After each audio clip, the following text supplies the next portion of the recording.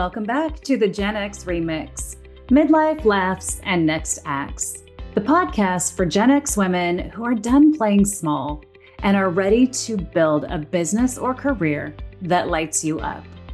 I'm your host, Tabatha Jones, the corporate escape Sherpa and career advancement and leadership coach. Before we dive into this episode of our podcast, I want to give just a quick shout out about my upcoming workshop, Escape with Confidence, Clarity, Purpose, and Action for Your Bold Next Act. It's a 2-session workshop series for Gen X women who are ready to stop spinning and finally get serious about building their next chapter with clarity, courage, and a step-by-step plan. The link's in the show notes, so be sure to hop in and grab your seat today.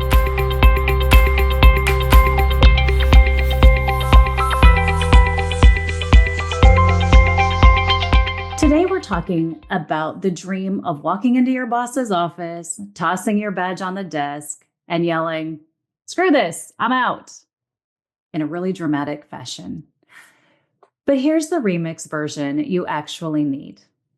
Don't quit yet. Not until you've built something solid underneath you. Now, those of you who have visited my website or who have gotten to know me a little bit, you know that I always say, don't quit your day job yet. Today, we're going to dive into that in a bit more detail to help you understand how you can leave that job and have something already built and ready to go. So there are reasons why quitting cold turkey is not the best or boldest move. In fact, it can be a really scary and uncomfortable move. When you think about it, you're not playing it safe or staying in your comfort zone by staying in your day job longer. You're actually being very strategic. Quitting without a plan, it doesn't make you brave. It can make you broke, really stressed out, and get you to a place where you start really questioning your self-worth. So I want to talk a little bit about the real numbers here. And feel free to grab a pen and write this down because this is kind of important. 20% of new businesses fail within the first year, and 65% fail within the first 10 years. Up to 40% of women who leave corporate and start a business end up going back within 3 years because of stress, money, or burnout. Those are some facts from LinkedIn and Harvard Business Review. So, friends, I'm not saying that to scare you. I'm saying that to give you a little bit of food for thought. And the reason I'm always saying start building before you leave. I know it's hard. We're going to go into that a little bit as well. But building before you leave gives you such a leg up so that when you do make the jump, you're already in a much more secure and stable place.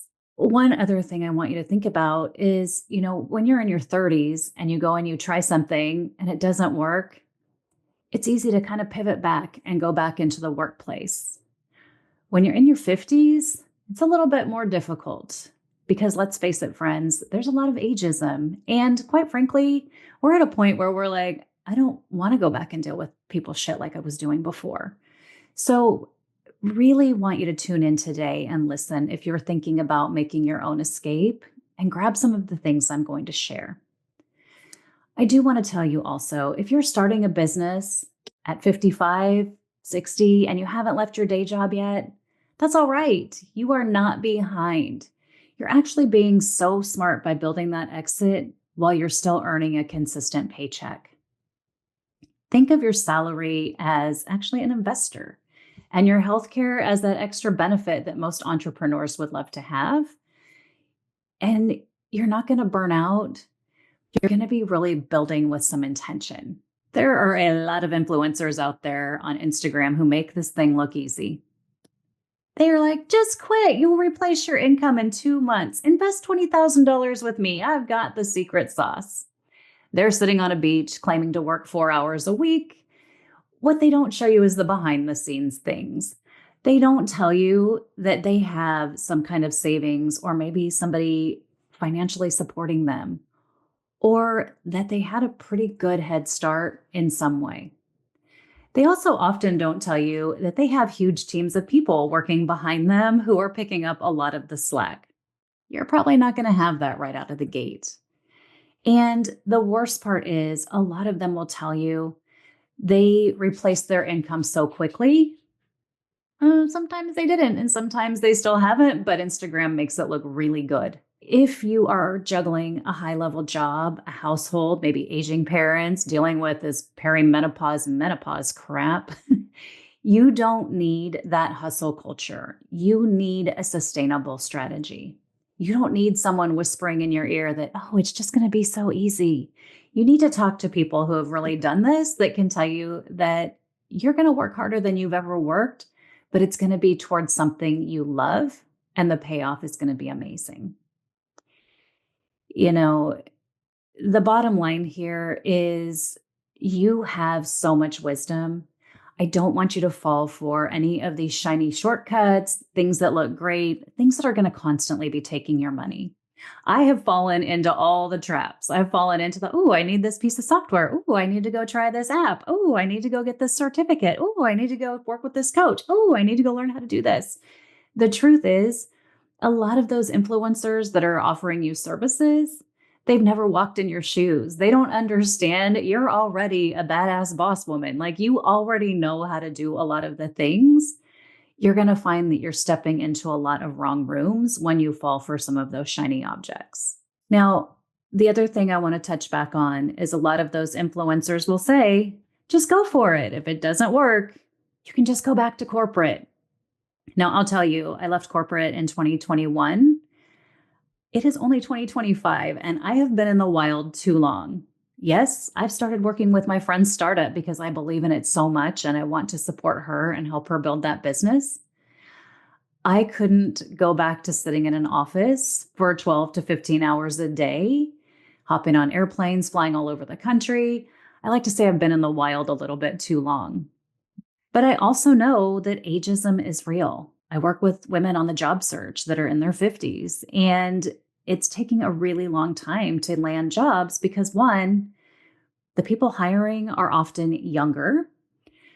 Two, we may have left jobs where we were making 200 plus a year to be offered jobs that are maybe paying 120 to 150 because that's what the kids, the young ones, are coming in at this point.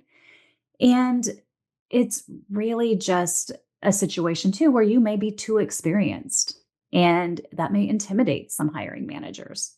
So I want you to think about your plan as you're considering this exit. Think about what it would look like if you built a runway to success rather than just winging it and then going, well, I could always go back. I don't want to scare you. You can always go back. It's just not going to be that easy. So why not start building now while we have this fabulous safety net, and know that you're not stuck. You're actually building towards something and being strategic. Now, there is a lot to learn in the entrepreneurial world, and that's okay. Right now, you are amazing at leading teams and doing big things. Entrepreneurship isn't going to feel natural right away. I'll tell you the funny story. My very first week, I was so excited. I'm like, oh, I'm free. Here I go.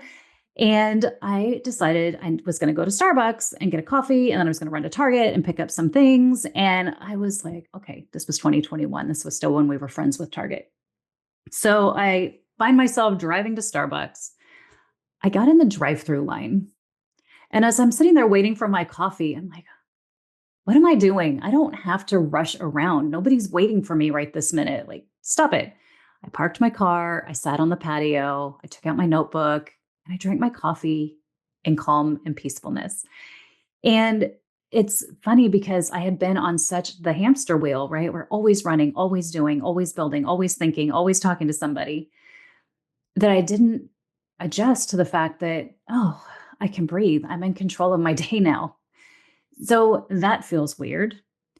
It also feels weird when you go to host your first webinar and you have a technology issue. And guess what? There's nobody there to fix it. You are the one that gets to fix it. So you adapt. And it feels weird when you need to learn about marketing strategies and you need to learn about how to sell your business. But before all of that, you need to learn how to communicate what you're doing and figure out who you're working with. So there are a lot of pieces of this puzzle that you can start putting together. So it feels a little bit more comfortable when you do take that leap into entrepreneurship. It's a new lane. It's a part of the learning process. And if you're anything like me, you get really fired up by learning. Before you go, I want you to figure out, what is it you want to offer? And I like to start with the why. So always why? What is my purpose? Why am I here? Why is this so important to me? And then moving on to the what. What are my gifts that I love using? We have so many gifts and talents and so much experience and success, but some of that came with things we didn't really enjoy doing. But other parts of that came with the things that just make us feel so good inside and let us feel like we're making such an impact. When I go back to my own story, I led corporate teams for many years, and they were technical teams. My last team was situated across the US, and I loved helping my team, my managers, my frontline employees, my analysts, my peers. I loved helping them realize that they could do more than they had ever imagined and helping them succeed and get to that next level. I was great at it. I still am. I did not enjoy data. I did not enjoy putting together reports and sharing numbers and having to follow up on financials. Could I do it? Yeah, absolutely. Those are skills. They're skills I really want to keep to a minimum as much as I can. Now, I'm not going to lie, there's a lot of reporting and such that you do when you work for yourself, but it's not my main focus and purpose. But figuring out that piece of things before I left made it easier. Figuring out what I wanted to do, what skills did I want to use, made things easier. That also then allowed me to start narrowing down who my ideal clients were. Who do I want to talk to? Who do I want to work with? And get really clear on that. And then getting into the how do I want to show up? What do I want to offer? Friend, it is all figure outable, especially with the right guidance. So that's why I offer the free flip books, the workshop, the things to get you started and thinking about the important factors. From my workshop last month, I have one client who now is texting me every week with her updates and the things she's getting done. She's taking action. Before that workshop, she was kind of thinking, maybe in another year or so, I can start dreaming about my business. And I was like, let's start doing it now.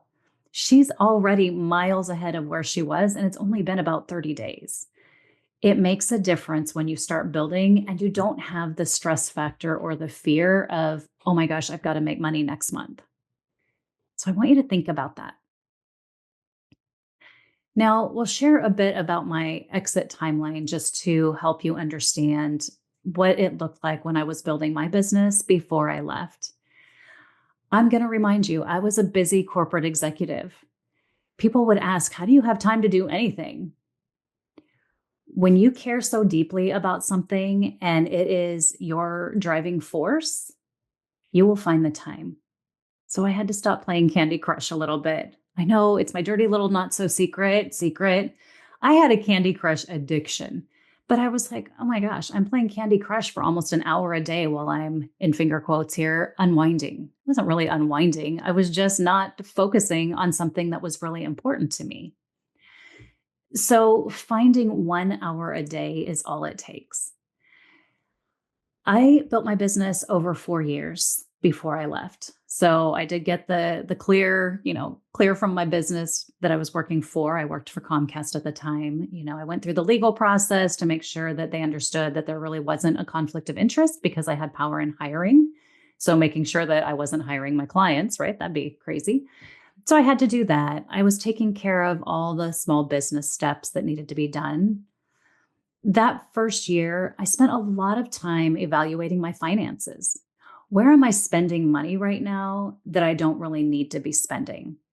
Or where do I have bills that I could pay off within the next couple of years so I don't have to worry about making this set dollar amount of money? I met with financial advisors. I talked to them like, hey, what if I leave and here's my anticipated income, but I don't know that that's going to happen? What would that look like? I stockpiled money into my savings accounts by shopping less. Oh my gosh, when I lost that status at White House Black Market, I almost cried because they treat you like a rock star when you walk in there when you have status. You get your dressing room, you pick out a couple pairs of pants. They've already got 15 outfits in there ready for you. They're cheering you on as you try things on.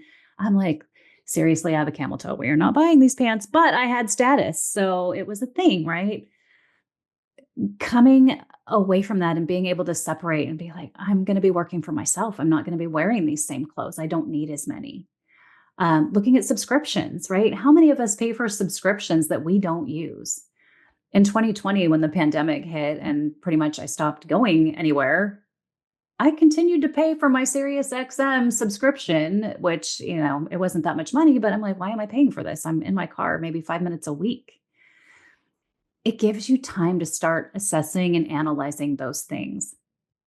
A lot of times when I talk to women who say, well, I'm just really stuck because I need to make this much money. My question is, do you need to make that much money, or do we maybe need to stop buying Louis Vuitton bags every year? Do we maybe need to cut back on the family vacations a little bit? Like, is that a fun experience for all of you, or is that just a habit or something you think has become expected? Instead of spending $20,000 to go to Jamaica, what if you spent 10 and you went to Hawaii and then put that 10,000 aside so you have it sitting there for the future, or invest it?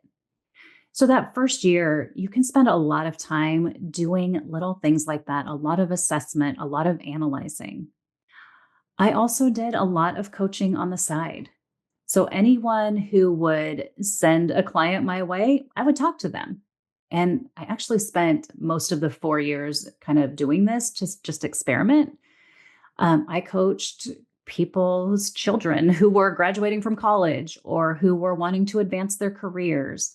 I worked with women who had been laid off and were looking for new jobs. I worked on resume writing and LinkedIn audits and, oh my gosh, job interview prep and coaching. I did so many things with people all over the place. I've worked worked with men, gentlemen who was a senior leader in a nonprofit on the marketing side. I worked with, oh my gosh, so many people just all across the board. And by year 3, I was able to really narrow it down that I loved working with midlife women in the career space.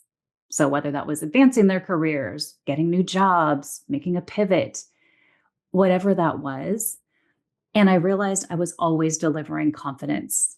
It seems weird and it's a little hard to sell confidence because we don't all realize where we're lacking it, but that was a big part of it. I spent a bit of that second year also, in addition to experimenting, getting a certificate because, I don't know. It kind of is one of those things. I'm gonna pause for a second here as I think through this.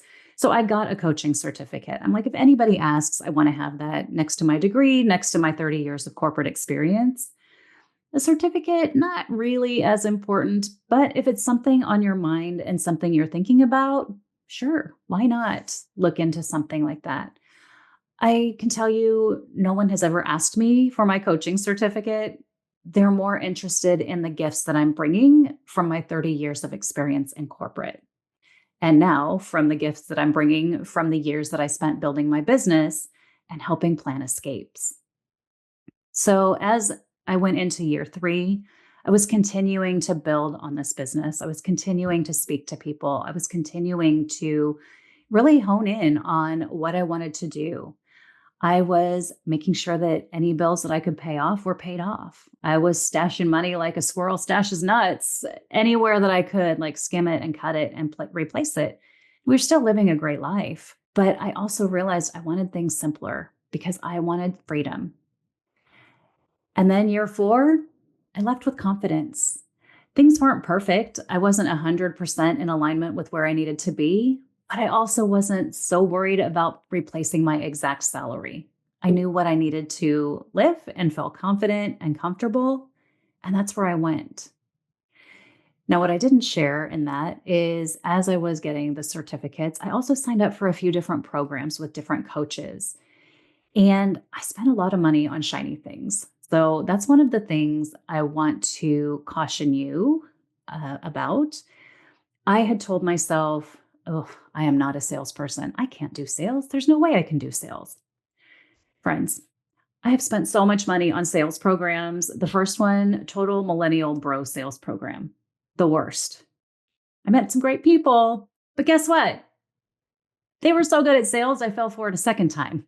So just be careful. There is definitely some training in the coaching space and that services space that it's it's really powerful and pressuring. I'd say never make a decision on enrolling in coaching, signing up for something until you've given yourself at least 24 to 48 hours to think about it. That is why I am a no pressure salesperson. I offer what I offer, and we give you time to come back. So I'll tell you, there wasn't an overnight success story. And that's the point. Being slow, building up on small win after small win, getting really clear helped prepare me to make the leap with confidence. And I'll tell you, I know it's hard. I know you're busy. I know how many hours a day you're working. I know how many interruptions you're dealing with. But 1 hour a day of focused time on your exit strategy, your escape plan, doing a couple of the things that I just mentioned, it's going to help you get ready faster than you ever imagined. And I don't want you to be someone that says, oh, when I retire, oh, when this happens. Sometimes we are retired unexpectedly. I just had multiple friends go through a round of layoffs, and now in their mid 50s, after 30-ish years in the corporate world, they're scrambling. They haven't started building that business, and they need to get their financials going. So, getting that paycheck, we're on a job hunt. And that's okay. There's nothing wrong with that. It's just going to take some time because none of the planning really happened in advance. Where if we had already been building a business for a few years, things might look a little bit different for some of these ladies. So, here are 3 things you can do right now, today, to get yourself started. 1, I want you to start thinking about your purpose. What is it you want to do is important, but why? Why is it so important to you? That's going to be your driving force that keeps you motivated. Then I want you to do a skills audit. Think about what people already come to you for. What problems are you really good at solving? And what do you love to do for other people or for yourself? Some of you may want to offer consulting services. You love program management or change management or whatever that is. Think about that. And then I want you to start journaling. Grab a notes app, grab a Google Doc, whatever it is, grab a paper, a paper journal. My brain just went blank. A paper journal, and start writing down all of your ideas. Start writing down things about your dream clients, or what are your days going to look like when you're spending most of them doing work you love. And then I want you to find 1 hour every weekday and block it on your calendar for you, for building your business and building your escape plan. No excuses. Nothing big has to happen in that hour, but something related to building your business and your escape plan needs to happen. That's where the momentum comes in, and that's where things start getting built. So, friends, if this episode made you go, hell yes, this is exactly what I needed, then I want to invite you to take the next step. In the show notes, I'll include the link to download my Escape with Confidence flipbook. It's your free step-by-step roadmap to help you start getting clear and taking action starting now. You can also join my Escape with Confidence workshop. It's just $97, and it's 2 transformational sessions that will save you months of spinning and second guessing yourself. Basically, you will join at that workshop and you will be on go. You'll be inspired. You're going to begin taking action every single day. And someone may or may not be holding you accountable as they check in regularly to see how things are going. Beyond that, we've got great group and one-on-one programs. But right now, I just want you to take some baby steps. All right. The links to everything will be in the show notes. And friends, I want you to remember, you're not too old to start something new. You're not running behind. You're just getting started in this next season. And nope, success doesn't require dramatic mic drop moments. It just requires clarity, courage, and a plan that fits you. So keep your paycheck, keep your power, and let's build your bold next act together, one confident step at a time. Until next time, friends, take care.